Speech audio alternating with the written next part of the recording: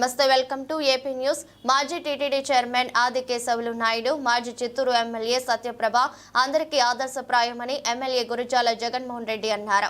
సీతమ్స్ కళాశాలలో వారి జయంతి వేడుకలను బద్రీనాథ్ ఆధ్వర్యంలో ఘనంగా నిర్వహించారు. చిత్తూరు నగరంలోని సీతమ్స్ కళాశాలలో దివంగత ఎంపీ ఆది కేశవులు నాయుడు, సత్యప్రభల చిత్రపటానికి పూలమాలలు వేసి ఘన నివాళులర్పించారు.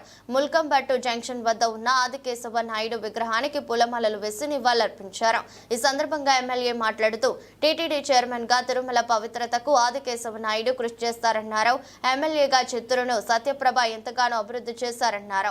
దంపతులు అందరికీ ఆదర్శప్రాయులన్నారు. అనంతరం భారీ ఎత్తున అన్నదాన కార్యక్రమాన్ని నిర్వహించారు. ఈ కార్యక్రమంలో టీడీపీ మాజీ ఎమ్మెల్సీ దొరబాబు, మాజీ మేయర్ కటారి హేమలత, టీడీపీ నాయకులు బద్రీనాథ్, కాజూరు బాలాజీ, టీడీపీ నాయకులు, కార్యకర్తలు, కళాశాల ప్రిన్సిపల్, అధ్యాపకులు, సిబ్బంది పాల్గొన్నారు.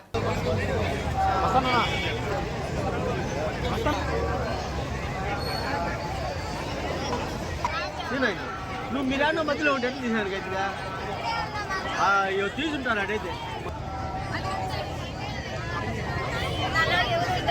ఓకే చాలు.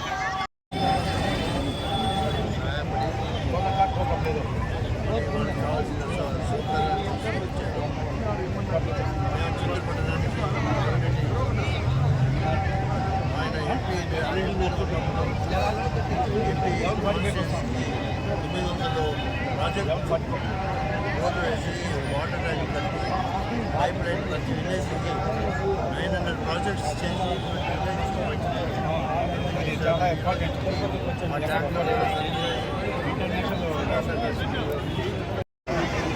చిత్తూరు నియోజకవర్గమే కాదు, యావత్ ఆంధ్ర రాష్ట్రానికి సుపరిచితులైన ఆదికేశవులు గారు, డికే ఆదికేశవులు గారు, అలాగే వారి సతీమణి సత్యప్రభమ్మ గారు ఈ ఆంధ్ర రాష్ట్రమే కాదు పక్క రాష్ట్రంలో కూడా వారి సేవలు, అలాగే సత్య సాయిబాబా దగ్గర నుండి ప్లస్ వారి ట్రస్ట్ ద్వారా చిత్తూరు నియోజకవర్గ ప్రజలకు అనేక సంక్షేమ కార్యక్రమాలు చాలా చేయడం, ముఖ్యంగా మన పెద్ద ఆయన ఆదికేశవులు నాయుడు గారు ఈ జిల్లాకే కాదు ఆంధ్ర రాష్ట్రానికి మన టీటీడీ చైర్మన్గా ఉన్నప్పుడు తిరుమల పవిత్రతను కూడా ఎంతలా అభివృద్ధి చెందే విధంగా పాటుపడ్డారో మీ అందరికీ తెలుసు.